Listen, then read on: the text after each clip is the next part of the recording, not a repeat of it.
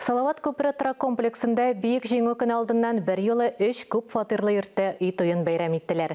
Яңа фатир ашқышларын алушылар арасында бейік ватан соғышы ветерандарының тұл хатыны һәм олы да бар. Сандуғаш кварталында социаль ипотека бойынша барлығы 300-ге яқын ғайле үй тойын уздырды.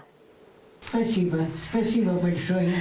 Анфиса Ефимованың яңа фатир ашкыжы бар. Бейік ватан соғышы ветеранының тыл хатынына 95 яш.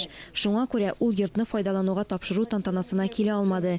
Үй туйына бүләк тыл хезмәтчәненә микродулкынлы мичне Дәүләт торак фонды хезмәткәрләре алып килде. Җиңү көне алдыннан Татарстан президенты Рөстәм Миңнехановның котлау хатын тапшырдылар. Хезмәт ветераны журналистларга үз хатирәләре турында сөйләде.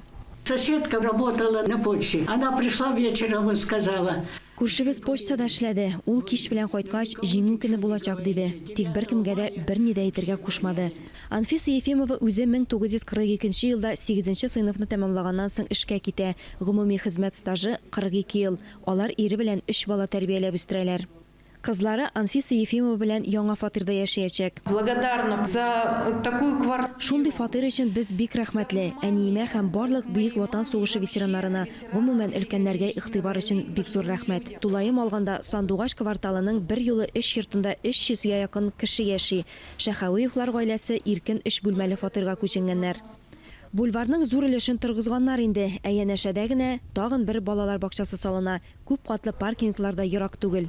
Без 1 квадрат метр өчен 54 мең сумны саклап кала алдык. Әлеге бәя буенча 9 йорт төзелде.